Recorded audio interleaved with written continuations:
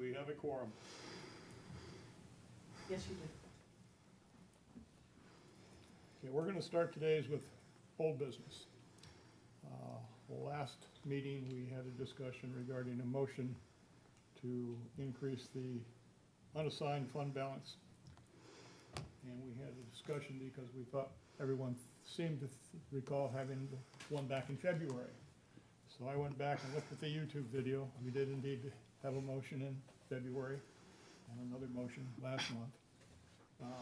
But I don't think we need to leave it simply as a motion at this point.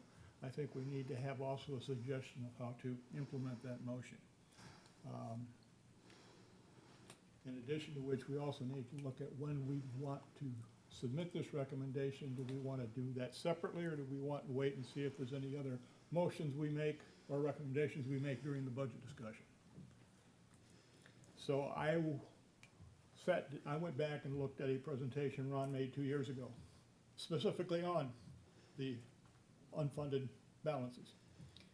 And my personal preference would have been to have an annual budget line in there where we would go in and increase the dollars in that to be 25% of the expenses for the previous year. However, when we do budgets, we're not gonna have that number yet. We're a number of months before the end of this fiscal year. So he had outlined in that presentation a number of options in terms of increasing it by a number of 200,000 a year, because if I recall, you said expenses go up about $1 million a year, so 20% would be 200,000. He also had in there a 300,000 option and then something with an alternate year thing. So if we're going to increase this to 250,000, my idea would be that we have an annual line item in the budget to increase that unrestricted fund balance by $250,000 a year. Comments, suggestions?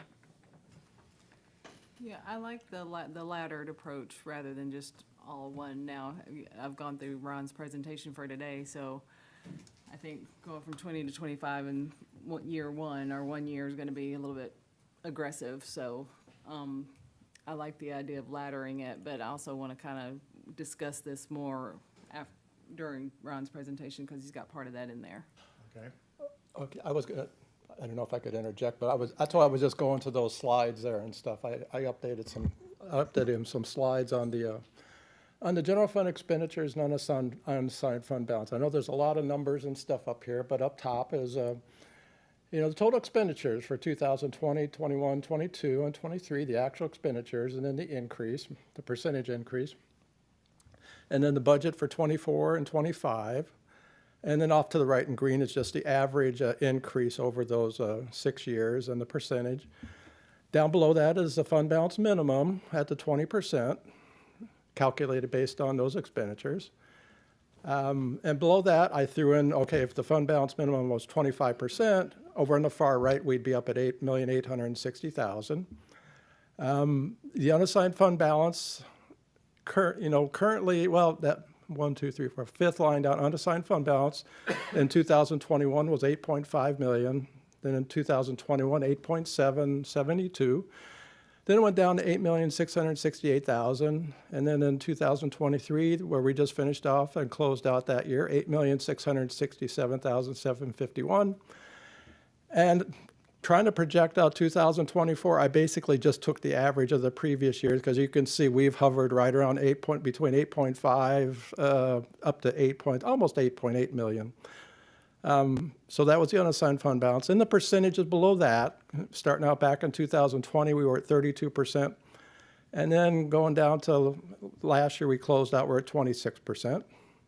And then below that, in the sort of grayish bar, is the amount that we're over the fund balance minimum. Trying to see if there's anything else of relevant down there. And I wanted to say, in this current year budget, I did save off some money. Emil, you mentioned the 200,000, 250,000. I do have in this current year budget 366,000 saved off. And I don't want to say saved off. It's a line item, expenditure line item in the budget. It's general fund, non-departmental. It's called a .99 not operating account. And if we were going to fund it every year, that's where I would put that amount. And we do have money in there, the 366,821 and it's described as reserve for fund balance. The next slide, I went ahead and projected out, going 26 through 2030. I based it on the average expenditures, well, 1.7 million. You know, it might be more than that, but I used the average and see, based on that, what is the total expenditures going to increase over from 26 to 2030, and what the fund balance minimum would be at the 20%. And then if we kept the fund balance minimum at the same amount, the 8,673,804, what the percentage is right below that, you know, getting out to, as you can see highlighted in yellow, I think he asked me last month, when would we go over under the minimum? And that's, you know, we're close to it in 2029, and then we are in 2030, based on these numbers and expenditures. I had one more slide just to tell you that there is some other reserve money. If there was something that happened that we needed some money, city manager and I discussed it a few years ago that, you know, when I started finance director a few years ago, 10, 11 years ago, I started having, especially Public Works come up, air conditioning's breaking. They need equipment. So I said, Mark, can we reserve off some money? So we called it, the auditor said a good description is management designation. So back in 2015, I started a little reserve in the general fund for management designations. And as you can see, we started in 2015. When I closed out September 30, 2023, there's 632,000 in it. You know, as I say, the intent was for AC replacement, replace vehicles, equipment that break down. I know Tom just came up yesterday and says he had a dump truck that broke down. They're trying to figure out if they got to buy a new one or replace the engine. Usually 2-3 times a year, there's AC replacements that weren't expected that they need. Otherwise, people are going to get hot and sweat in their offices, so that's not good. But and then we did one a couple of years ago for public safety, and I started this because about 5 or 6 years ago, we pay the pension contribution for police and fire lump sum. We used to pay it weekly. And talking with the actuary a few years ago, said, Ron, you can, if you want to make a lump sum payment at the beginning of the year, you can save some money. And I calculated back then it was about $80,000 a year by going ahead and making the lump sum payment in October, which between the two of them, right now it's about 1.5 million. We saved some money, you know, about 80,000 a year on that. So the reason I've got that's how that public safety one started. One year we didn't have enough in it, and we had to send another 45,000, but that's been the only time. So, but I've still tried to keep the money out there. I know last year we used it for, they needed some new flooring in the public safety building. There's been other equipment. This year we were thinking about the high water vehicle, and I know the chief has some other repairs and maintenance, some of his bathrooms out there. And then that building's getting, I think, 25 years old, so it's starting to get some maintenance. So we left that one out there too. So I was basically trying to show this to say that, you know, besides the unassigned fund balance, there is another little pot of money. If somebody says, hey, we need some money, you know, at the end of September 30th, 2023, we had 947,000 there, which is 3%. So I just wanted to, just so you know, there is some other money there we've been saving. If we didn't have this, that money would be, if Mark didn't want to put it there, we would fold that into the unassigned fund balance. But it's been good because I appreciate it, because I know when they're coming up looking for money in repairs or emergencies, we've got this money to fall back on. So I just thought I'd show you those 3 sides, and if it helps in your analysis, decision-making of unassigned fund balance. My biggest concern, and we did approve, at least we made a recommendation, increase it 25%. That 8.8 million that's been sitting there for years, its purchasing power is not 8.8 million right now because of the inflationary contingency. Right. So that number doesn't really mean a lot. Yeah. That's why I think we need to increase it. Yeah. I think just something might be good to mention that I was thinking about in general was that having sat here for maybe a little over a year or so, I sense a lot, like we do a lot of things like very much the same. A lot of, like, it's just very the same. You know, it's this amount of increases and all of that. And in the past 4 years, when we've had some of these decreases in the assigned fund balance, we've also had all the ARPA funds that have been used for a lot of big projects. And a lot of these numbers, and you're going to tell me, well, it's from this fund and that fund, and then you're going to explain it away. And I get that because it's a lot to take in. But we've had all this extra money from the ARPA funds, And yet at the same time, we've I feel like it's allowed for some scope creep to happen maybe. And then so our fund is lower. We've got all these projects done. So maybe we've gotten way ahead on projects and that's great. But your kind of description here shows that this dwindling supply of that overage with just those increases. And I'm kind of concerned, like, are we deluding ourselves that that's what the increases will be that we need out of our main money when we don't have the other funds? Is that something that, Yeah, I was going to talk about the separate fund, but, but like I said, the ARPA was all obligated to certain projects that the board approved, and it helped out greatly with those projects. I do agree that, at some point, the fund balance needs to be a certain amount, if we said like 200,000, because if we don't, at some point, when it does get close to that minimum, we're going to have to put it in. The fund balance policy designates if within 2 years, you need to bring it back up to the minimum. But probably during those 2 years, those expenditures are still going to go up. So you're going to have to keep increasing that minimum. So my thought is, yes, there needs to be a designated amount that goes into the reserve for fund balance, if it's like 1%, but a certain amount. So I just want to make sure I understand the first slide that you showed, and I'm going to summarize it, and I just want to make sure I'm capturing it correctly. So you're basically showing expenses and unassigned fund balance from 2020 to 2025, which is 6 years. And there's an increase in expenses and each year. The unassigned fund balance requirement is that it's 20% of expenses. Is that right? Correct. Okay. So like keep going on this trend. At some point there's going to be a need for action, and we want to sort of get to it earlier than it just sort of hits On the us. next slide, the need for action, if we kept it with that same amount of unassigned fund balance in 2029, we're there. Okay. We're really close. And was the question you're asking that is the expenses due to these projects? no. I'm Okay, saying misunderstood. that I foresee that we don't need to worry about the fund balance as well as there's just a lot of status quo that seems to happen with how these budgets are approved. It just feels like it's,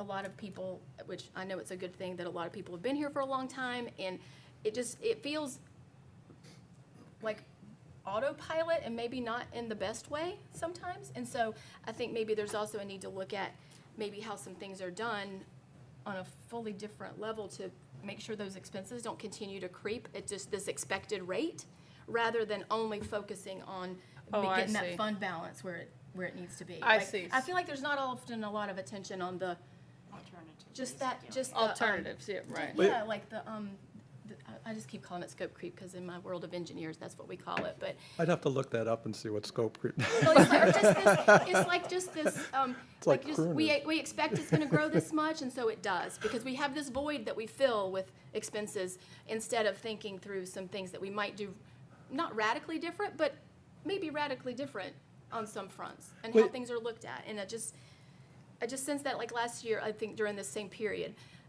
I won't say frustrated, but I did feel a sense of like,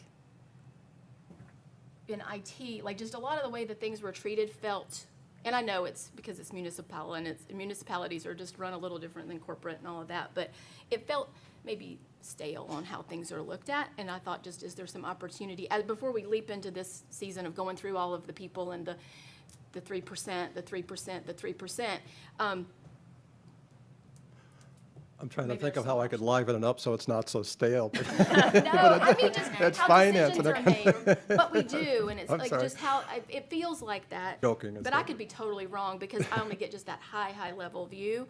I know there is one thing, I went back and, looked at the expenses, and, taxable values went up 14% 2 years ago, 11 point something this year, which was provided more money. But what also happened over the last 5 years, we've had 23, almost 24 new full-time positions in the general fund, 12 in the last year. Those 24 positions, it really just go last 2 years at 12, that's like almost $800,000, $900,000 worth of recurring expenses. If you go back to the whole 23, I think it was like 23 positions over the last 5 years. It's like 1.6 million of recurring expenses. So far, the city manager and I have talked about no new positions in this budget, knowing that I'm seeing sales tax revenues they're below where we budgeted this year, and they're not coming in quite as what they did the last couple of years. So the new positions, you know, and I don't have any vacancies. It used to be like, you know, in the general fund, I might have 7, 8, 9 vacant positions. I guess people are happy here. Nobody's leaving that much except for my department, you know, so I've got, so I don't. Well, and I know some of the things that had been said in prior years were things like that we had struggled with getting people because of a lack of remote opportunity and things of that nature. Like there were just all these things that were adding to the expenses. And I know there's certain reasons, probably due with security and IT, why people can't maybe work remote in most positions. But are there other ways that could just change the way things are done instead of just that standard way of things? And maybe not. You're talking about maybe the work within those departments and how Yeah, they're yeah, processing like, it, yeah. In terms of when people have asked for headcount increases or why they need folks, or are there ways to be efficient in other ways? Maybe it's looked at very deeply. I don't get that sense of it just from the way these budgets are presented.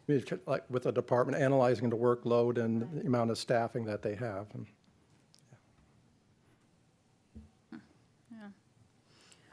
What I recall from the positions that, because in last meeting, you had indicated the expenses had a lot to do with the personnel budget, and we had added those positions for, I want to say it was like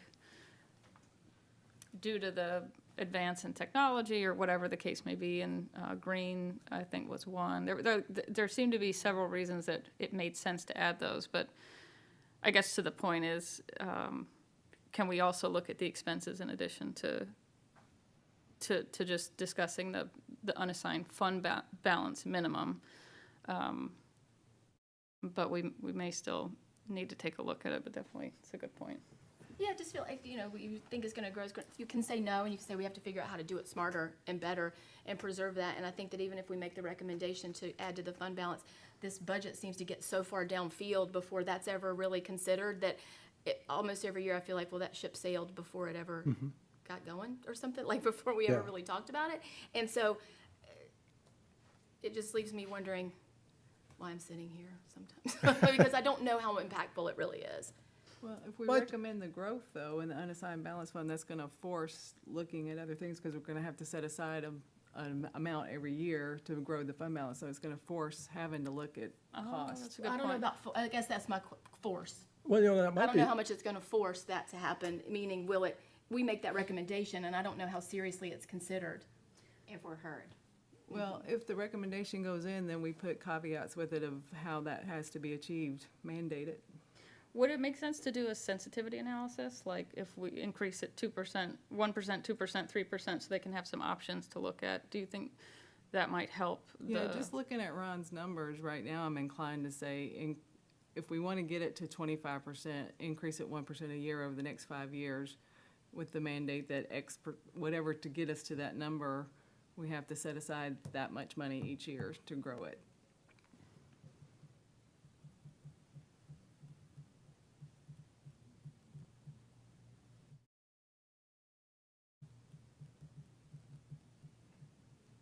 So you're saying go a staggered thing rather than a flat rate each year? Yeah, well, that might be, it's probably gonna require more calculations, but just, it looks like we're gonna run into being at the 20% then within the next 5 years, 6 years, If we do nothing, yes. if we do nothing, so.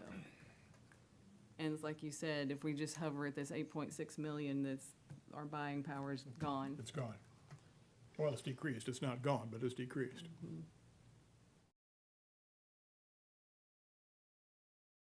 So we could recommend doing something, how much is 1%, how much is 250,000 percentage-wise of the expenditures. of the, of the expenditures? Or do we have that? Let's see. Well, Well, it depends on which year you're looking at, but. well, the 250,000 I threw out is because in the last presentation, he said expenses are growing about $1 million a year. So 25% of that would be 250,000. Oh, okay, okay, But okay. this slide says they're growing 1.7 million on Yeah. average a year. That's been the average for the last 6 years. And I can you see 1 year is 1.6, and it went down to 731,000, and then back up to 1.6. 2023 was a year where we had to do an accounting entry for 1.3, almost 1.3 million for subscriptions. But still really don't know what it's going to end up being this year for 2024. But then going into 25, we're increasing the budget to, almost 2.2 million. So do you think it would make sense for our recommendation to be, we recommend you to do X, increase 1% per year, or we recommend an increase and you have options, you could do 0.5% or 1%, and here's what it looks like if you do either option. Do you think that would make sense, or would it like overcomplicate it, the recommendation? That might overcomplicate it. Would you like to know what some other cities are doing, or? Sure. Okay, well, Clearwater's at 8%. Dunedin's at 17%, and that's what our government finance officers recommends is 2 months' worth at 17%. Like I said, we're at 20%. St. Pete is at 20%. Largo had something where they have a minimum of 10%, but they got a target of 20%. And I've been trying to run this through. I know what you're all going, trying to think of this. I'm going, well, maybe we should have a 20% minimum, a target of 25%. But then, as we're getting closer to 25%, trying to figure out what's the mechanism. Okay, we need to make sure we're not getting under that 25%. Is it 1%? Is it $200,000? I almost felt like, a percentage, like 1%, then a $35 million budget, that's 350,000. So I kept on coming back to 1%. So But then again, it's like, okay, if we're trying to balance, the general fund budget, we got health insurance increases, we got the pension contribution, trying to weigh all that in, but plus now, okay, we've got to factor in another 350,000 into the budget, just trying to balance all those. And depending on what sort of pay increase they want to provide for the employees, if it's 3%, which is in the budget now, or I think the city manager would like to give 5%, so that's another couple $100,000 to give the 5% in the general fund. So it's trying to balance this all out with the expenses. We won't know the health insurance until it's usually August, health insurance and property insurance, and hopefully it goes down from the 10% we've got budgeted, but So a you're lot of thinking factors out there. You're thinking another option instead of raising the minimum is changing the policy to say the minimum and then a target? Is that kind of what you're? Yeah, Leaving it at 20% is fine. If we did that, I would want though a mandate that X percent of annual expenditures has to be put aside. I think that's to what grow you. the balance. At some point, either that or you're going to hit, in year 2029, all of a sudden they're going to be forced to, within, you've got to put money in then. You either try to head it off as I think you're trying to do here and Yeah. put something in make sure that balance is increasing and not staying at our 8.6 million. I like that idea that So you. well, talking this through is kind of bringing us around to the 20% is adequate. It is above your government organization's recommendations, but I'm so conservative, I like it there. But we need to see this grow from this 8.6 is just getting stagnant. And now, I guess the way to do that is just for our recommendation to be 1% of the budgeted expenditures have to be set aside, and we need to see it rolling into this fund. With a year over year. target of 25, or would that overcomplicate? Yeah, I wouldn't even say a target of 20. I think by doing this, we'll avoid going below that 20% in the out years, hopefully. That circles back to forcing us to put some money aside, and in doing so, that might force some reexamination of cost and where can we reduce. Because, in my experience budgeting, you do get lackadaisical and you just roll over. Well, I spent that last year, so I'm gonna spend it this year, and you lose sight of thinking, am I really gonna need that? And you were talking about the departments, and that's when you meet with the departments. They're starting May 23rd and May 30th, going through their line items and maybe even saying, okay, if they're budgeting 50,000, but they only spent 10,000 a year before, okay, why do you need this increase? Is there something within those departments, and you can ask them about their procedures and. Yeah, and I will, just because I want to know more about I don't know, how those decisions are made. Yeah. in general. I don't want to get in the weeds of how everybody does their jobs, but when I said that about it feels like autopilot and a little stale, I meant that like, I don't know if there's any drive for spending less. I think there's a drive to spend more because then you get your budget, and then how do we get out of that loop, especially in light of, like, there are a lot of different ways to make sure we have plenty of money. And I am worried that that 4% increase is not adequate and that there could be some other increases, that come. That's one thing, I mean, I shouldn't say it, but we got the property tax increases 14%, 11%, and I go, now I think about, was that good or bad? We just spent more money because we had more money. It's exactly what I'm saying. We Yeah. spend more money because we have more money, and it just doesn't, we can let that build and earn interest and then do projects when we don't have ARPA funds, like other things kind of in the future. And I think there was, I'm sorry. But I just don't know if that's how budgets work, because I'm relatively new here for 18 months or whatever. So do we want to modify our recommendation or wait until we're done with the budget discussion before we readdress it here?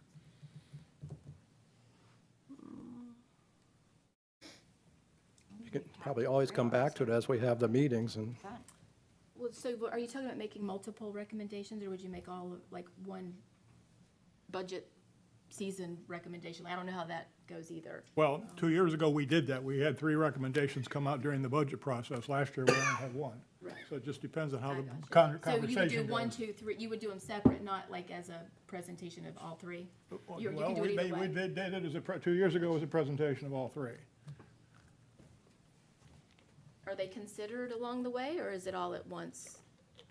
Like, if we presented something now, is it considered now, or do they hold on? I don't know how that would work in terms of the city commission's agenda, how they're. if you make a recommendation, Yeah. yeah, well, then it would have to be brought, because the investment policy is a resolution, and it would have to be brought before the board with the resolution and the changes that we're putting into it.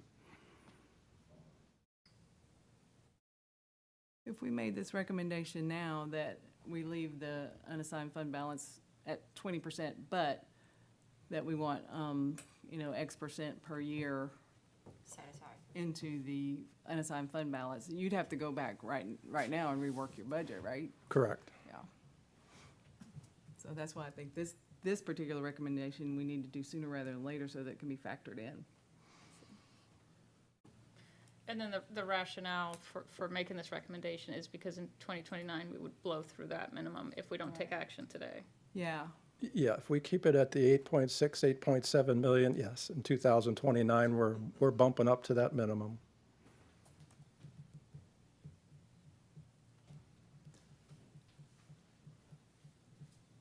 So if we made a recommendation that 1% of the budgeted expenses is what we say has to go into unassigned balance, we're looking at $354,000 for fiscal 25's budget you'd have to find.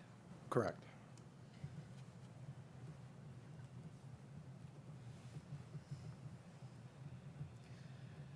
What's your reaction to that, Ron? Like, in terms of that number, do you think that would be a I go back in huge the lift? office, I bang my head against I mean, like, is it a massive sorry. lift, or is it doable? Well, we're early on in the budget process right now. It's just from now until August, we find out the health insurance rates. If I can take a little bit out of the pension contributions, because I just got the fire one for the pension contributions that we have to, and we still have a $180,000 credit that I can use to reduce our pension contribution. We've put in too much. We've got a credit on both the police and fire pensions. So there's other variables out there, the health insurance, property insurance. When we finally know what those come in, if they come in less, I might say, hey, we've got the money now to put in toward the reserve for the unassigned fund balance. So there's still a lot of factors going on between now and when we get the budget hopefully completed towards the end of August. And the property tax could swing a lot. And tomorrow, yeah, we budgeted 5%. That's it. And tomorrow I'm going to the meeting with the property appraiser. He gives us a pretty close to what Tarpon Springs taxable value increase will be. We budget 5%. I'm hoping Let's say it came in at 6%, how much of a swing would revenue be? $136,000. All right, well, we're part of the way there.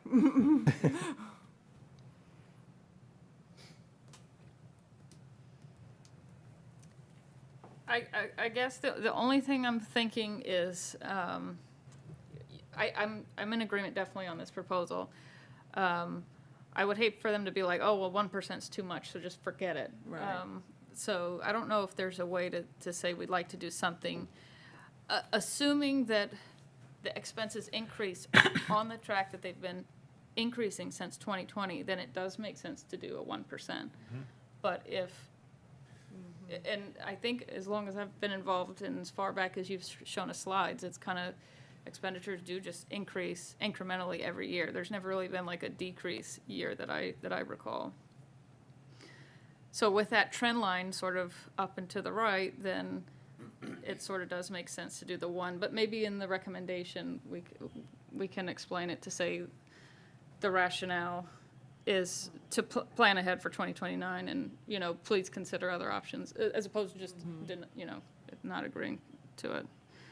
I was just thinking myself while we're talking, sorry to interrupt you there, but, No, we're go doing it, we're talking as part of it's percentage of expenditures, and I was thinking, what if we did a percentage of the unassigned fund balance? I'm just, my top of my head, just thinking just now, just to make sure, what we're wanting to do is increase the unassigned fund balance, whether it's a percentage of the expenditures, and I was just thinking, well, could we do a percentage of the unassigned fund balance and say it's got to increase a certain percentage amount? I'm just throwing that out there, man. Can we see what the projection looks like if we do the 1%? Do we have that anywhere? Like if let's say they passed that resolution to do the 1%, what does the fund balance look like if we do that based on those? Well, if you do it as far as 1% of expenditures, you're talking $350,000 this year. So when then you say when that you you add s- that to the fund balance, and then year over year, if we did 1%, like, so where did that put us? I can't do that math. Well, you're close to like 9 million. If you do the 350,000, you're just a tad over 9 million. Instead of the 8,673,000. Right? So that's where we want to be. Yeah. So when you say you have to go back and rework the budget, because I've never done a budget like you do, are you saying that then you would tell different departments that they have to rework theirs? Well, I say mean, rework is it. We just don't know what the final expenditures are going to be. What Right. health insurance, property insurance, what they're going to come in. What's the property tax value is going to come in at? There's a lot of unknowns for you right now. Yes.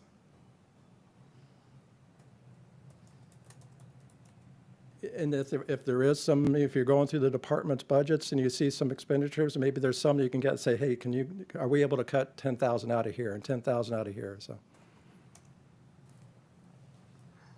And I mean, and this is, I'm not saying this, but I mean, like the high water vehicle. I know that that's not a cheap thing. And, and how often are we gonna use it? And, are those things that can be looked at? Well, we've already bought the high I water. know, but I'm just using it as an example. We did it because that was one of my things last year, to be honest. something else And this I year. lived back It's where we like- needed the I didn't live in the trailer area, but where they needed it. Yeah, we bought that, it was like 260,000. We split it between the penny fund and the general fund. That's 260,000, yeah. And we're just talking about 1% just this year? No, No, Or every year. So that's what I was saying about the projection of what would the balance be if year over year we do the 1%? It would be more than 9 million. Oh, yeah, So I wanted to see what we would end up at. year after that, you might be up at 9.4 million, and year after that, you might be up to, almost 9.8 million, so, yeah, between 350, 400,000, 450,000, yeah. So I'm just curious, is that something that we have the right to bring up, what I just said? I know that that's already done. But when we see these budgets come through, is it okay if we turn around and say, do we really need that? How often would it be used? Can you rethink that? You're looking at me like, I just want an answer.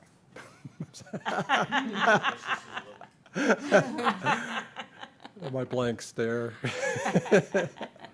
Well, at that time, and I know as far as validating the purchase of the high water vehicle, It's something that we can question and ask, yeah. well, at that time, pardon? I know I was in the EOC, and they had no at that time, and they had no vehicle to go out to rescue those people. And Yeah, that's probably a bad example. Let's pick another one. I know they have boats that Yeah, could. so let's see. I can't remember one of the ones last year, but I know we could find one.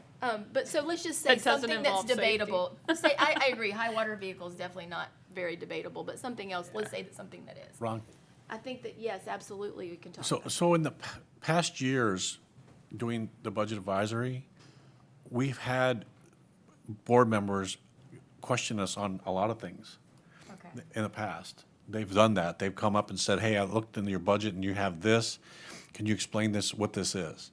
So I think that's, you could do that. I mean, you're going through our budgets to tell us what we're submitting is valid or not. I don't see Okay. any reason you can't. Well, and as far as capital, to balance it right now, a good portion of the capital is not in the budget. I've had to take it out. But some of it, I go through, okay, the emergency, it looks like AC replacements, maintenance stuff.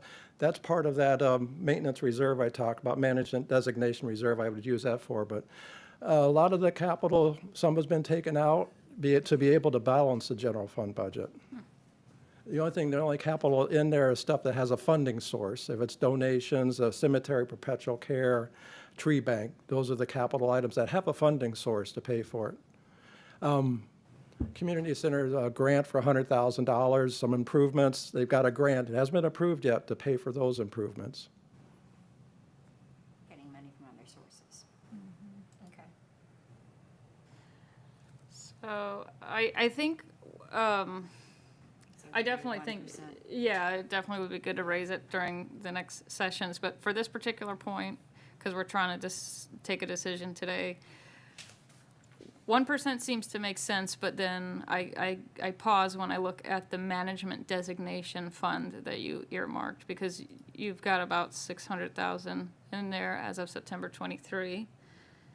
So, given that you have that management designation fund, which can be utilized for kind of unexpected things, I wonder if it would make sense to do like maybe a recommendation of half a percent, given that some of this money's made up in the management designation. However, I'll go with the group, just kind of throwing it out there. Well, but I want to be clear. So is that money separate in the budget, or is that just earmarked in a different account so you can access it more The easily? management designation, it's a separate reserve. It's not in the budget right now, unless there's some items I want to use that money for, but it's a separate reserve in our general fund balance sheet. That's, Okay. What's, So Is so there it's a not policy? in. So is our that money is not being used in the budget, if that's what, okay. currently. So the it's out there to access if needed, but what's the requirement to access it? Is there any policy on? No, per the auditors, you can have a certain unrestricted, it's a sign, the category is called a signed fund balance. And management has the ability to do that. I get with Mark and say, can we do this? And we went ahead and we set aside this money management designation, which is mostly for maintenance reserve items, AC stuff, replace vehicles that break. And so are those. So where did that come from then? Where did it come from? If it's not in the budget, where did it come from to grow? really, it was excess money when it started a few years ago. I was able to put some money, like when the budget process went on, I'm working on the budget, and all of a sudden, maybe something towards August when we're getting late in the budget process, health insurance came in less than expected. Okay, I put this money aside into the management designation. So that's how it sort of built up. Towards the end of the budget process, we're all of a sudden, oh, we got some extra money, I've stuck it in there. So then when we see the report, let's say it is for air conditioning and you've used it for somebody, when they present their expenses for the year and their budget last year and their expenses this year, that money that was paid out of that fund is in their expenditures for what their department spent. Well, most of the stuff Wherever. for these items, it's stuff that's not budgeted. It's stuff that comes up if Tom comes to my doorway and says, the AC just broke in the building department, we need some money for it. Then I'll go, okay, I'll go into this money and put it into the budget by a budget resolution document. But then when we're looking at last year's expenses, is that in there? Yes, I Okay. mean, it'd be in the actuals, yes. Okay, it's in that, okay. Yeah. Thank you.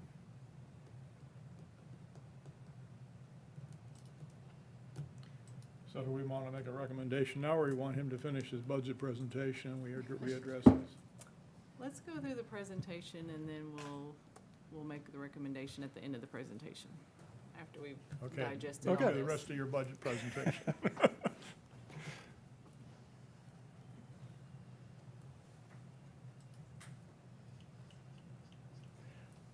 As you know, well, the departments have entered the requests, finance has done the payroll calculation, we've done the revenue projections, all the funds have been balanced. General fund balance is balanced with no use of the unrestricted reserves for the 9th straight year. That would be if we had to use that unassigned fund balance in balancing the fund. Revenue projections, we go back about 3-4 years on the historicals, the current year to date we look at, and any other economic factors that come up. Property taxes, we've budgeted a 5% increase in the taxable values. The millage rate's still at the 5.37, which has been for 10, 11 years now. Water and sewer fees, it's already approved at a 3.75% increase on October 1st. I don't know if you remember, but there was a 9.9% increase that got approved December 1st of this last December. Sanitation fees, per the contract, it adjusts every March 31st. It's but a maximum 3%. Stormwater fees, it goes up 50%, 50 cents per every equivalent stormwater unit. Pay increases, the police and fire are per their union contracts. We've funded 3% for general employees. There's no new positions in the budget. Police and fire pension contributions for those pensions is per the actuary. Health insurance, we've, estimated a 10% increase along with property liability insurance, workers' comp. We've estimated 10% increases. The 10% has seemed to work. Some years I go, maybe it's 15% for this one, but 10% seems to work. It seems like sometimes some of them come in higher, some lower, but they always seem to balance out. So 10% has been my working number here for that. Getting into the budget, the total city budget, the 5 largest funds, highlighted in yellow, the budget as it currently sits is $85 million. It's $8,719,000 over the previous year, 11.41%. The general fund budget is $35,440,000, an increase of $2.1 million, 6.57%. Water and sewer fund, $26 million.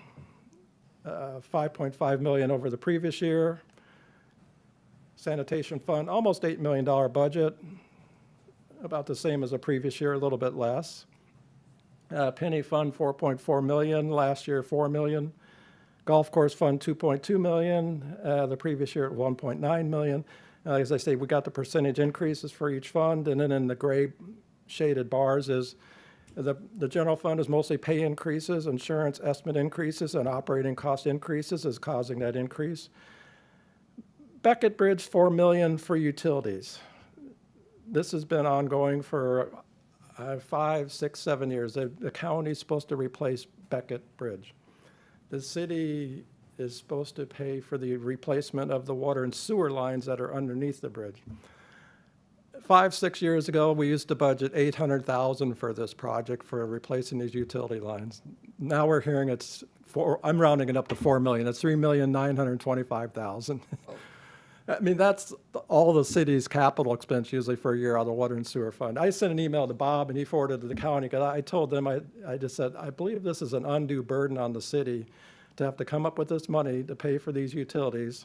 They forwarded it to the budget department. They're looking into, I said, I would rather them pay for it. They did go out for a grant. They got turned down. The county did the first time. They're reapplying for another grant to do the bridge. I said, can we make payments? Because otherwise, right now, we've got to finance at $4 million, which it's not appealing to me. I just don't like that we have to be Is it enforced. like one vendor, or was there? It's the county is a county bridge. They're going to replace it. Oh, the county would charge, okay, sorry. I The missed that. county's going to replace the bridge, and when they're replaced, our utility lines are hooked to the bottom of the bridge. They're telling the city, you got to pay for replacing your utility lines. Now it's up to almost $4 million to replace them. Oh, just the parts for the lines? Just the water and sewer line bridge, I don't know how many millions of dollars that's going to cost to replace. But. So sort of a sore subject with me. I just don't have to come out with $4 million to pay for that. Sanitation fund, I've reduced it a little bit. I'm still, like I say, it's early in the budget process. I'm seeing less roll-off activity within the fund, so that's why I reduced it, but I might need to bring it up some, but I think I'm seeing some improvement in the revenues there and the expenses. Capital Project Fund allocation. Just wanted to point out the main one there is we got 2.2 million for the replacement of Fire Station 70. That's the last installment. We've been trying to save money over the last 3 years. That will bring us up to the 6.2 million that estimate we need. It hasn't gone out for bid yet to replace that fire station. We've got the money in the penny. We've got 720,000 in the general fund from the cell tower lease. And the county contributes about 9.5% of the cost. So that's the funding we have for the Fire Station 70, which is supposed to go out to bid soon, and hopefully they would go out to bid and get approved. We're thinking the first week or two of October, and then start construction after that for that, replacing Fire Station 70. Golf course, the increase, they got a new cart lease, increasing about 50,000 a year to lease these carts, but from what Howard said out there, their new lithium battery carts are better on electricity, maintenance-free, not maintenance-free, but less maintenance, more efficient. I guess all the carts are going to this, so they had this is the standard for everybody. So about $50,000 more for the cart lease. I think it's bringing it up to about $116,000 a year. And then they're looking at the design for a new clubhouse. So they've got budgeted $325,000 to design a new clubhouse. That'll help bring in revenues likely for the, I would hope so. because are you still gonna do the event hall on top or something? I think they talked about that, and yeah. Okay. Just getting into the revenues, and this is the total city. I highlighted 38 million. That's the charges for services. That's the largest revenue source in the city.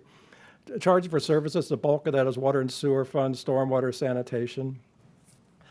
Well, charges for services in the graph on the bottom there, it's 45, almost 46% of the total city revenues. And over on the right in the gray, telling the explanation for the increases, taxes, it's property taxes and utility taxes. Permits and fees, decrease in budget for impact fees.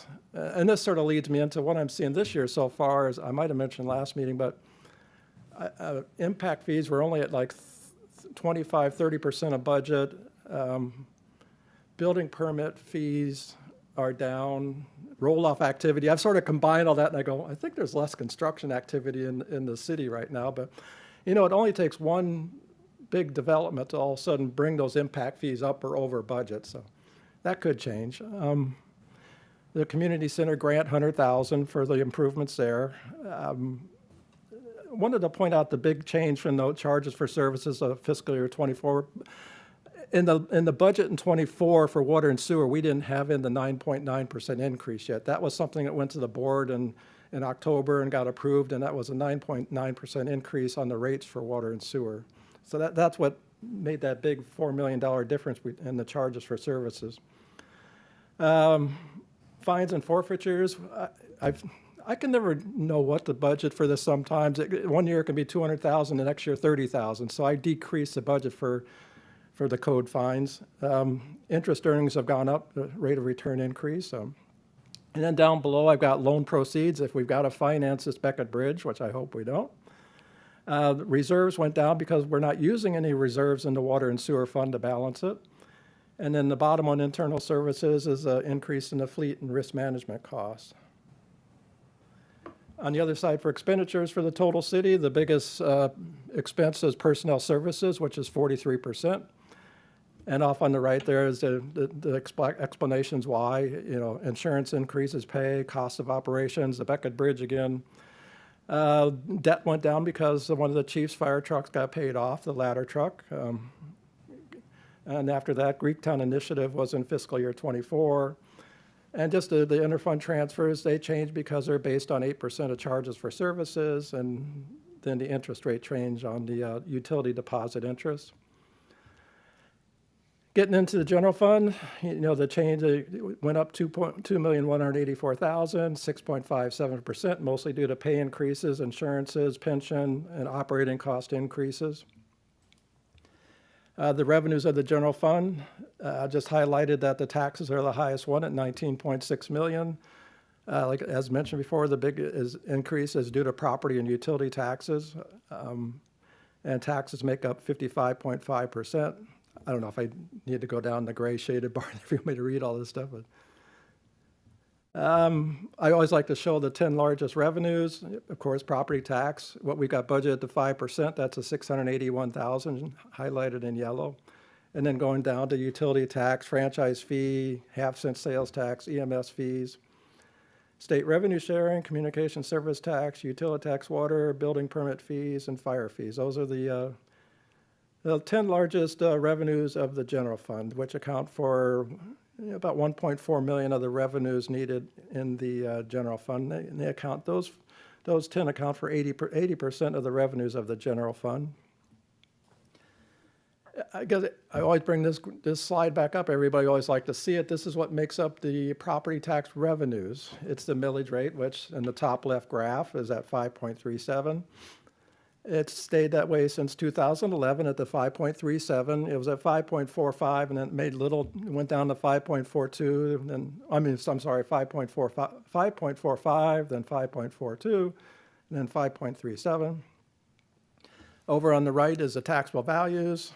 As you can see, back from 2007, and then took the big dip to the lowest year we had was 2013, and then increasing back up to our estimate at 2025 of the 2.9 billion. And then down at the bottom, when you take the millage rate times the taxable value, you've got the revenues for the general fund.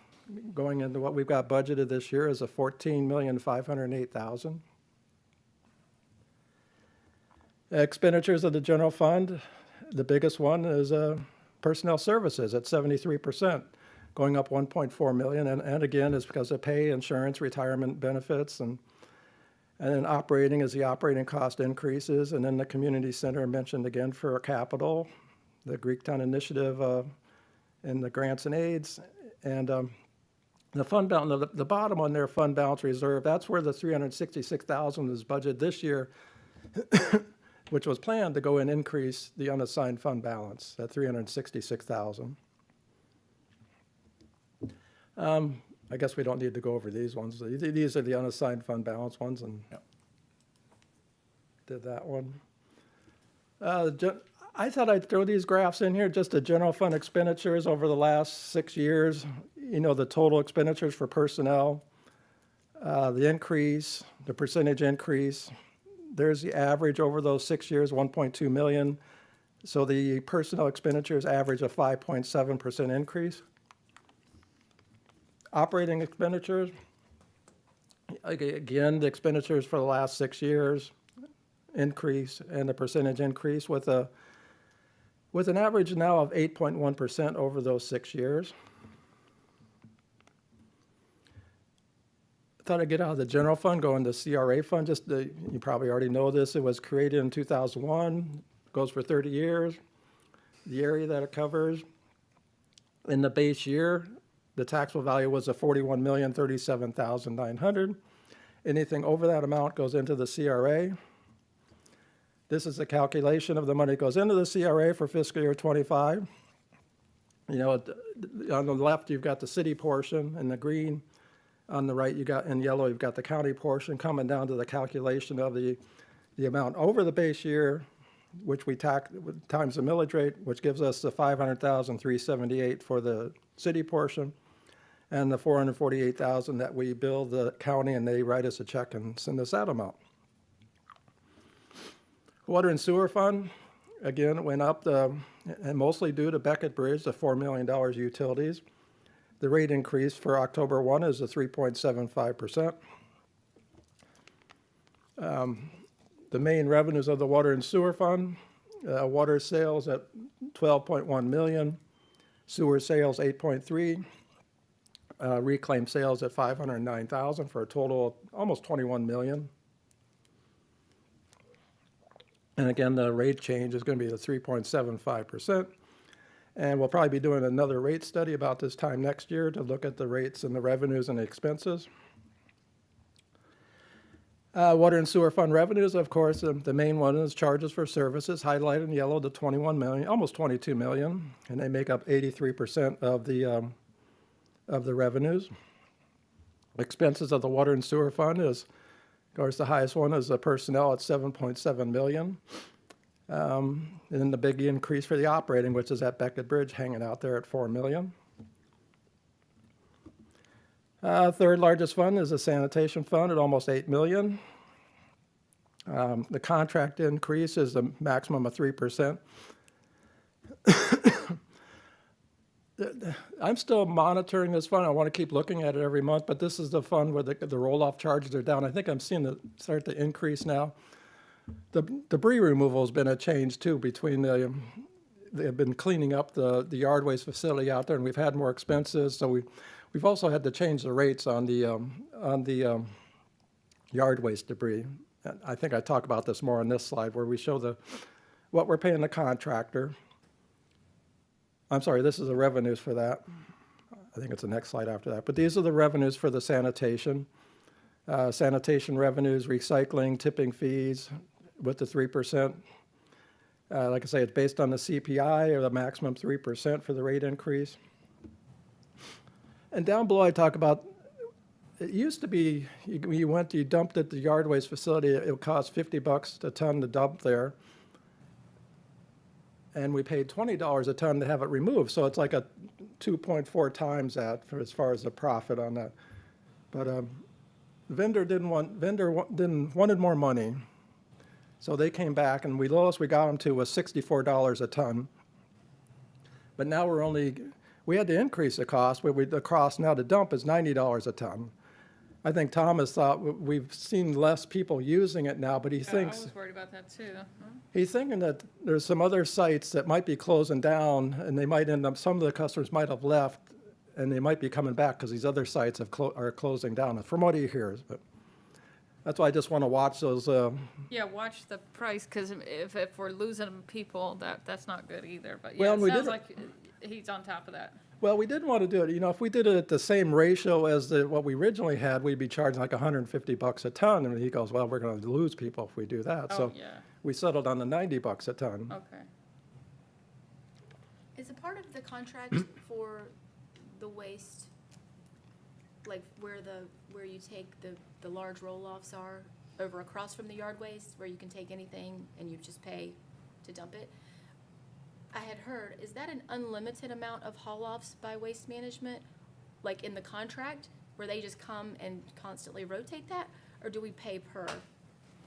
I'd have to find it out from Tom. I can get back with you on You that. said something about the fees on some of that going up, and I was thinking that I thought that in their contract for that specific place, it was like they agreed to just handle that 100% in the contract, but I can't remember. I would like to know the answer to that. I can find I out. can ask Tom. I can find out for you. I think I might have asked him about that Okay. already. And these is what we're budgeting for the expense for the contractor that we're paying Waste Management. $4.9 million for solid waste, $800,000 for recycling, and the yard waste for $383,000, which is a different contractor. It's not Waste Management. Sanitation fund, this is just showing you the main revenues, charges for services, almost $8 million. That's 99% of the budget. Expenses in the sanitation fund, I just highlighted, of course, is the operating. That's where we're paying the contractors, almost $6.5 million. Yeah, operating is 82% of the budget. Fifth largest fund, golf course at $2.2 million. It finished last year. For the first time, it had a positive fund balance of $311,000. Howard has talked about reevaluating the rates and maybe increasing them a little. The new golf cart lease for 5 years at an annual amount of $116,000, increase of $49,000 over the previous year's lease. He said, due to the cost, that has gone up since using the lithium batteries, which are newer, more efficient, cleaner, cheaper on electricity, and less maintenance. Then just to mention the design for the new clubhouse and the budget at $325,000. Golf course expenditures highlighted in yellow, the $1.2 million. That's mostly the ground maintenance and the cart lease. Stormwater fund, almost just a little under $2.2 million budget. The rate's going to be 10.65 next year. The rates were approved for 10 years, but fiscal year 2025 is the last year, so we'll probably be doing another revenue sufficiency study next year. Some capital in the stormwater fund is annual pipelining and pump replacement. And again, the stormwater fund, the 2.1 million is charges for services, 99% of the budget. Expenditures, the highest amount is the personnel, 801,000, which is 37% of the budget. Just wanted to point out some capital in the budget so far. Of course, the Beckett Bridge is 3.9 million, the utilities, raw water wells, 866,000. Wastewater treatment plant aeration of the basin, 400,000. Police vehicles, 500,000. The final reserve for the fire station 70, 2.2 million. Motorola radio system for police, 480,000. They're also looking for a microwave system for dispatch for 430,000. Annual street paving, 150,000. Brick street and road reconstruction, 150,000. Sidewalk improvements, 100,000, for a total of 9.2 million. And just to get onto the timetable for the budget process, meetings with the departments, they'll be on May 23rd and May 30th. The budget public hearing will be on June 11th. That's where the public can come in and give their recommendations on the budget. July 1st, we'll get the certified values from the property appraiser. July 9th will be the first budget workshop with the board. On July 16th, we'll bring an item to the board that we're required to tell the county what's our proposed millage rate. And the county, we sign that at that board meeting on the 16th to say that they probably keep it at the 5.37 maximum. Second budget workshop on July 30th. Third budget workshop, if necessary, August 8th. And then the public hearings will be on September 4th and September 18th. As I said, for the meeting dates with the departments on May 23rd and May 30th. I just thought I'd bring up a little bit more information on the public hearing. This was the actual, when it went out for vote, and the question was, shall the city conduct a public hearing before June 30th of each budget cycle? And as you can see, it passed by 88%. And the timeline, on just the other day, May 14th, a survey went out on social media, I think Facebook and everywhere else, with the questions, 2 questions. Say on June 11th, there'll be a budget public hearing. We'll talk about the results of the survey, and the public can come up and talk on what they're looking for at that meeting. This is just showing the where the first up top is a link for the working copy of the budget as it currently is. And down below it says how to get, if you got to go onto the city website, go into the documents, the document library, and you can find the budget there also. And also you can find the Connect Tarpon Springs site where you can go in and do the survey, and you click on that link. This is a question, fiscal year 25 budget survey. Number 1 is please provide your ideas and priorities for the city of Tarpon Springs fiscal year 25 budget. And then the second was just to tell your relationship to Tarpon Springs. Are you a resident, business owner, visitor, or a community organization? And with that, I'm done. Back to the 2 dates for the department meetings. Do we know the breakdown of the departments at this stage? Yes. When will we get those? If I can send them to you. I would, because I don't like to wait till the night before to have to review them. Okay.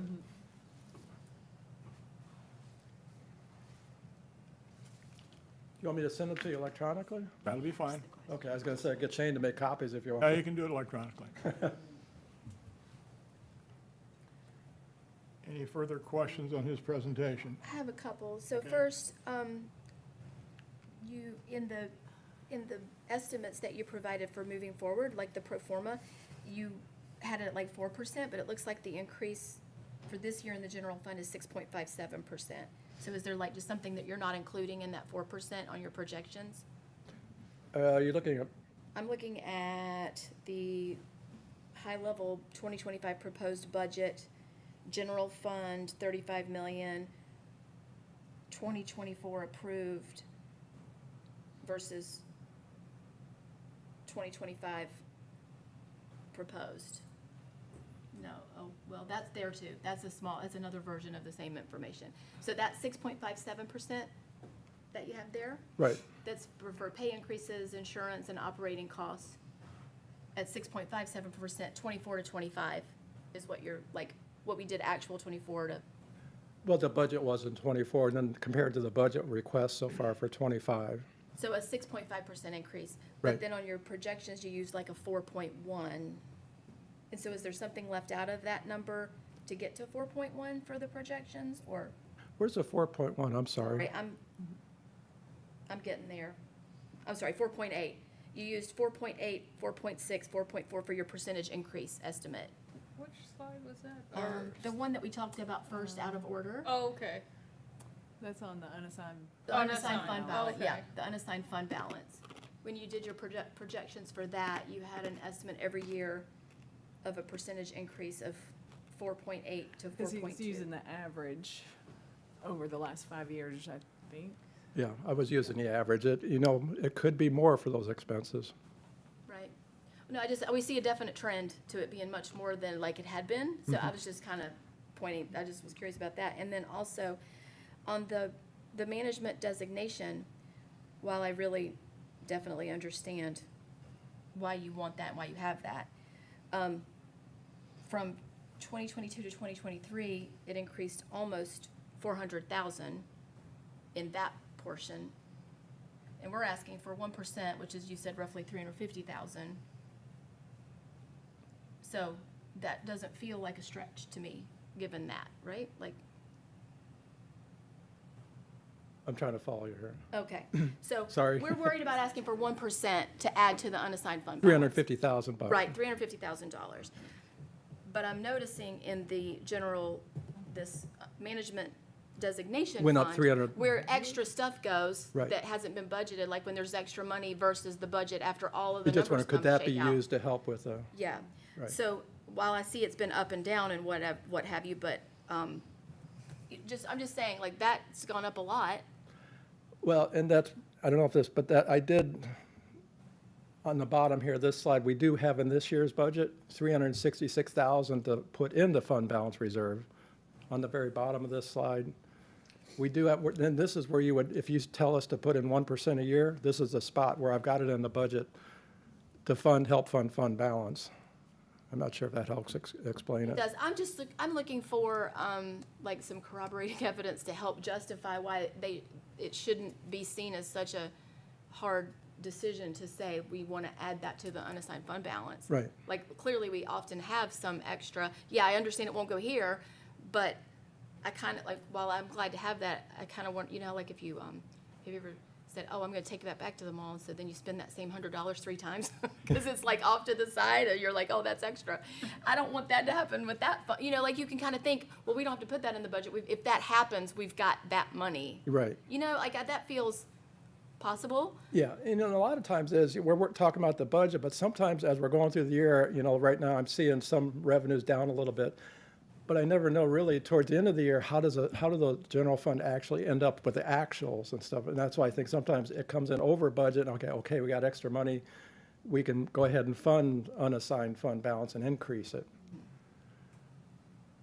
Yeah, I don't know if what you're saying, if maybe next year, okay, maybe we don't put as Part much. of me learning because on the one hand, it's like, great, okay, we've kind of, not that we're double dipping on the savings, which is awesome. So we've got a little more than we think we have, which is good. But then on the other hand, like, you want to be as close to exact as you can, Yeah. right? So you mean like maybe if we didn't put as much into the management designation, these other reserves, maybe put that money into the unassigned fund balance?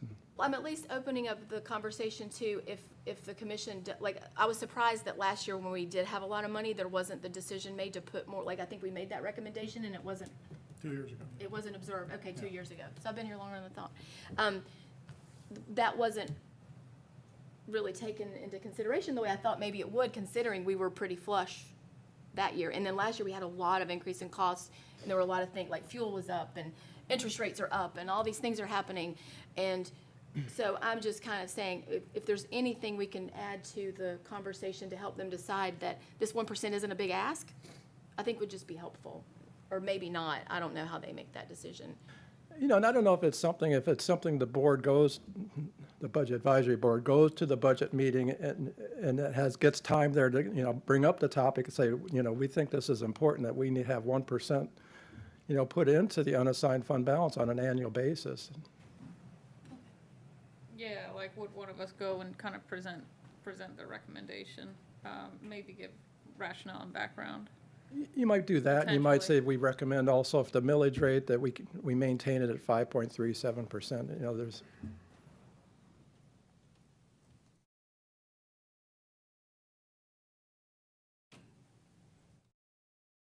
Any other questions on the proposed budget presentation? I got one question. Just remind me, so the departments put the budgets together, they submit it to you, and that's a one-year budget they give you. You Correct. put it in the software, some magic happens, and then we get the reports. Is that how it works? That's how it works. Okay, cool. And we put this working copy ones on the website under the Right, document right, right, library. yeah, yeah. That's- Shane's feverishly working on the executive summary, we call it, so he's almost got that done. Yeah, the executive summary's always been Yeah. very helpful. That's the one you submit for the budgets or award. Budget award, Yeah, yes. yeah, yeah.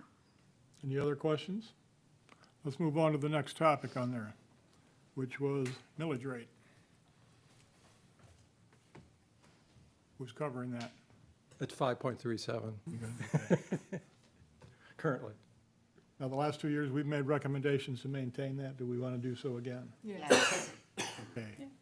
We have someone to make that recommendation? A motion? I make a motion that we keep the millage rate the same. Second? Do we have a roll call, please? Ms. Howard? Yes. Ms. Allen? Yes. Ms. Major? Yes. Vice Chair Hall? Yes. Chairperson? Yes.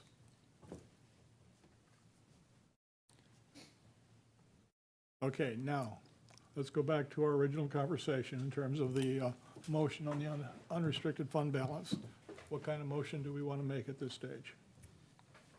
I like the option of 1% of annual expenditures set aside to increase the fund balance annually. Leaving it at 20%, not the 25 we recommended the last time? Yes. Okay. So I just want to make sure I heard right, or so you're saying 20% stays the minimum, but then we mandate the 1%? Is that what you said? Okay, What, 20% is the minimum. minimum? So no change to the minimum, just, No, just mandate that there are funds set aside to grow the unassigned fund balance annually. for how many years are you thinking? I'm saying 5 years. 5 years, 1% for 5 years. Chairman, could I ask a question? Are you open for any public comments on the millage rate? Yes? Or you're on the unassigned fund balance? We're on the, We can go back. we can go back to the millage rate. Well, no, I think it's on unassigned fund balance. Okay, I'm sorry, I'm all getting right. them mixed up here. Okay. You allow Yep, public comment on your yep. agenda item?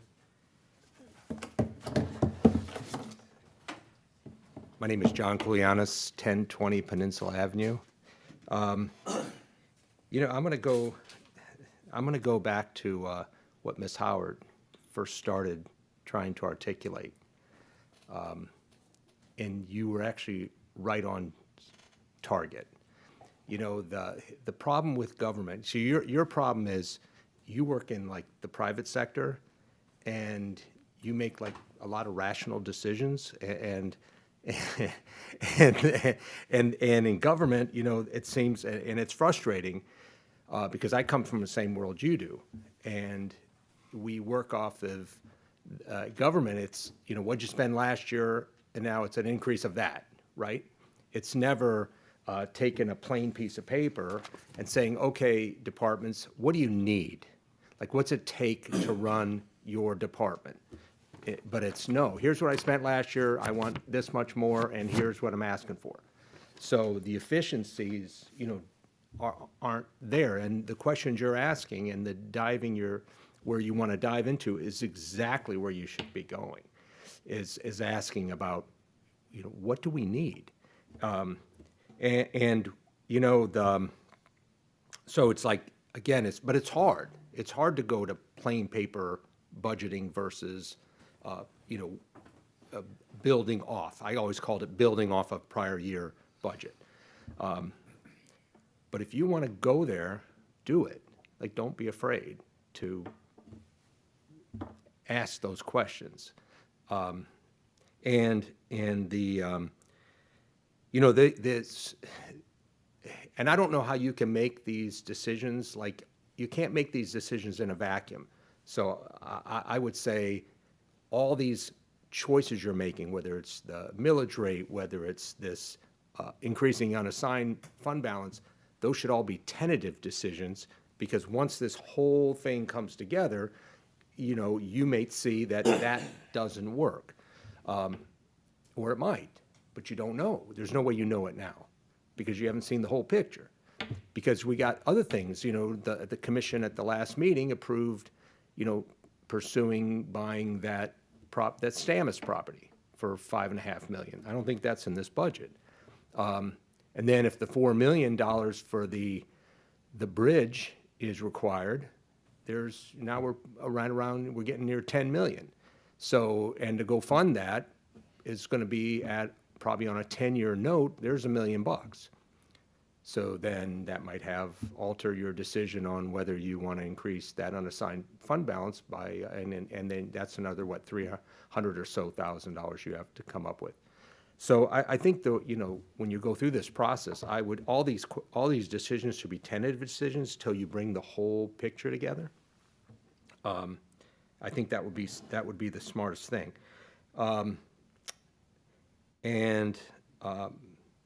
So that's it. Can I just to, I mean, I know you have the public comment, overall public comment, but since I'm here, can I just Go ahead. keep talking? Okay, so, you know, I was on the Planning and Zoning Board prior to going on the Board of Commissioners. And we had a frustration. I know I was at one of your last meetings. I think I missed one of them, but the meeting I attended, I sensed a certain frustration. There was somebody, some of you were vocalizing, you know, we do this and what's the point? Nobody listens to us, right? And I had that same feeling when I was on the Planning and Zoning. You know, we on everything, even, you know, Anclote harbors and traffic, and you make points, and then you go to the Board of Commissioners, and they didn't even address any of them, and didn't even talk about us like as if we were invisible, like, oh yeah, you know, Renee would put up there, you know, Planning and Zoning Board voted X, you know, 7-0 and blah, blah, blah, and okay, thanks. And then you know, the smart guys are gonna make all the decisions. And, you know, it's like it's funny, when you become a commissioner, it's like staying in a Holiday Inn Express, you know, you just become like a genius, you know, for on all subject matters.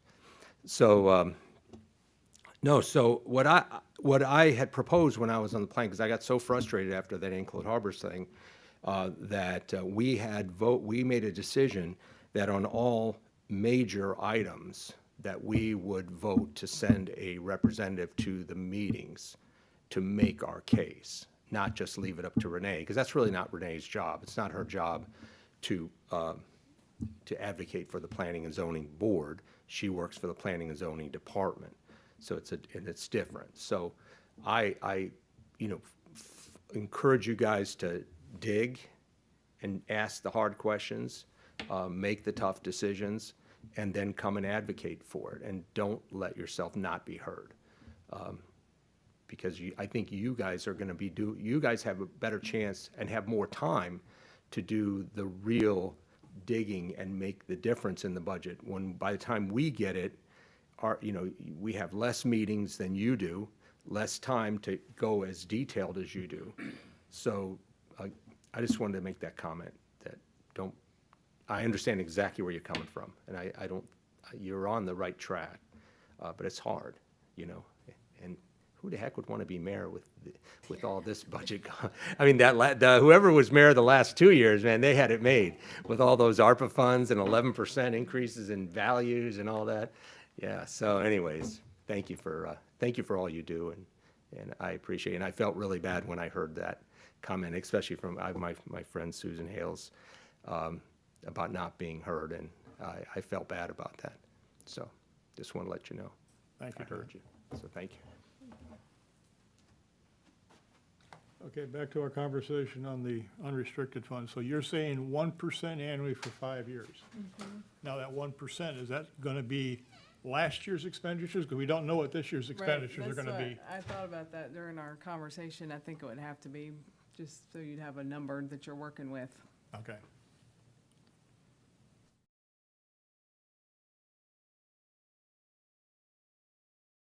Any conversation on her suggestion?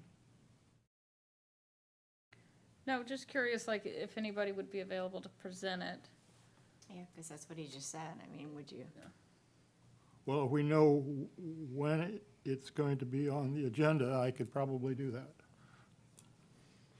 And if you can't, I can, depending again when it is. Would that be something for like maybe the first budget workshop? If you want it that way, if we got the motions out there, I could do that. Yeah, I could talk to the city manager and find out, what meeting might be the best. Okay.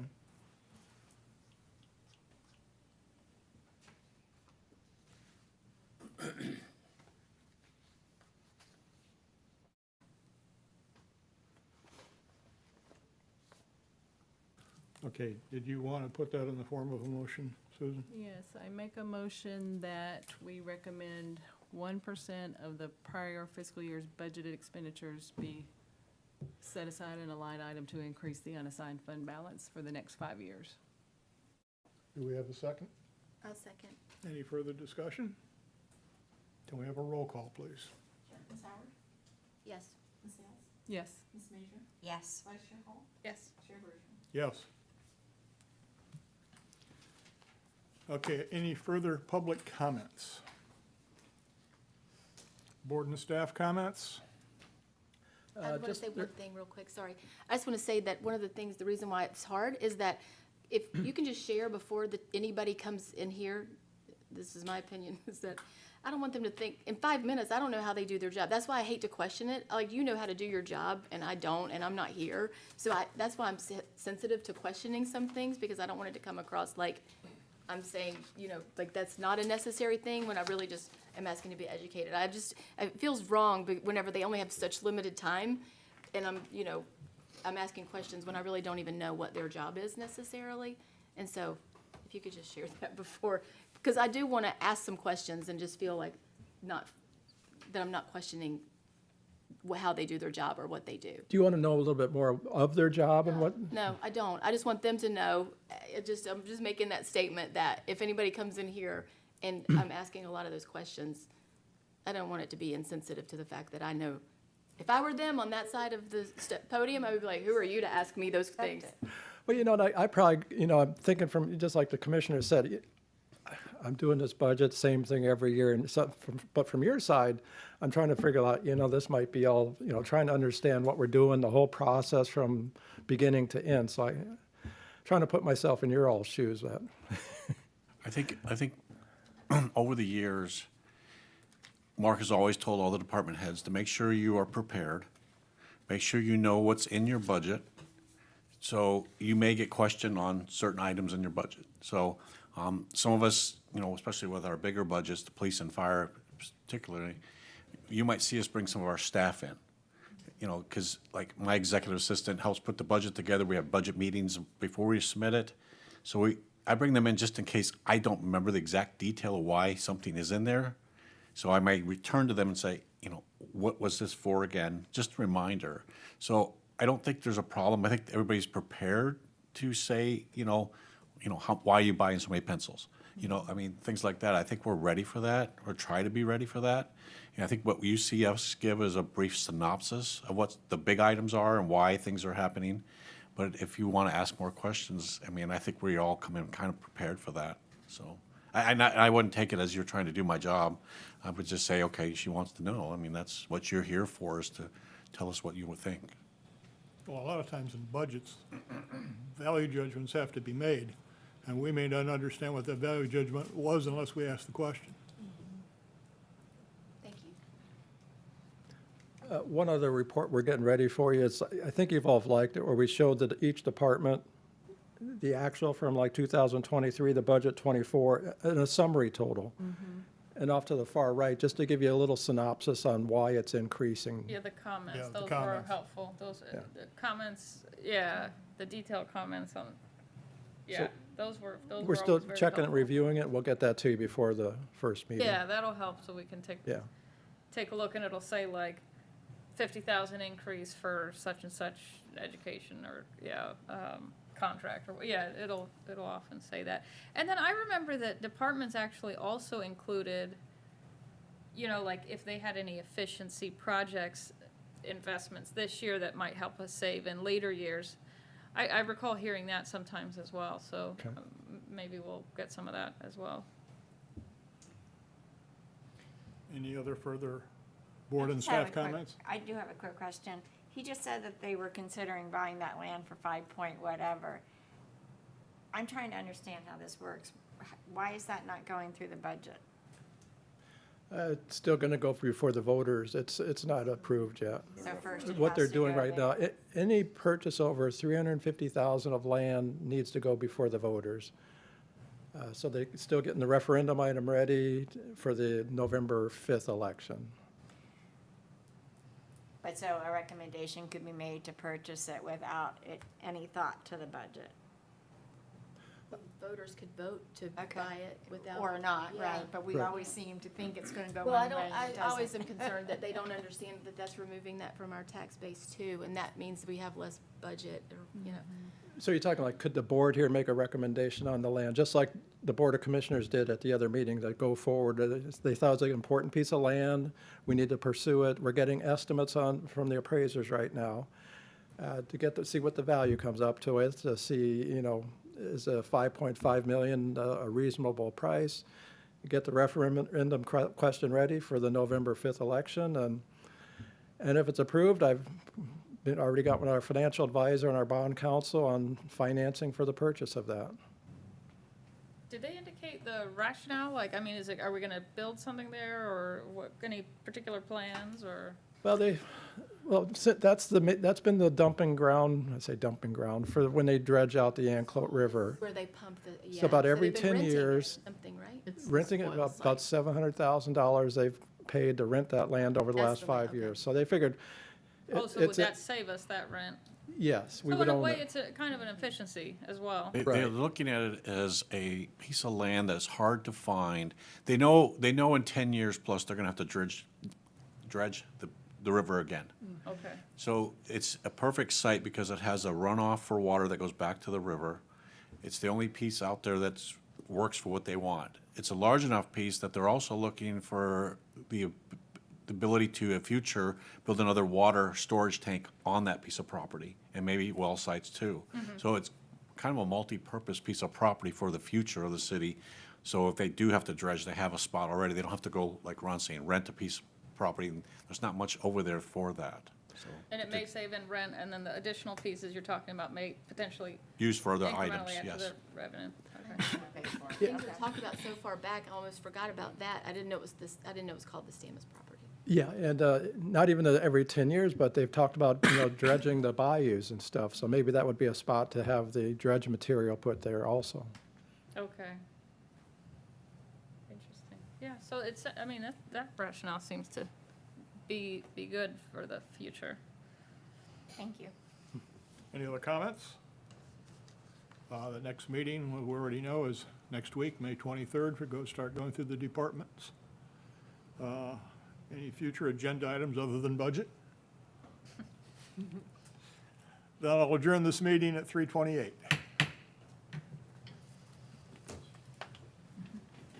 right, that was a good meeting. Let's do it again next week. That's right.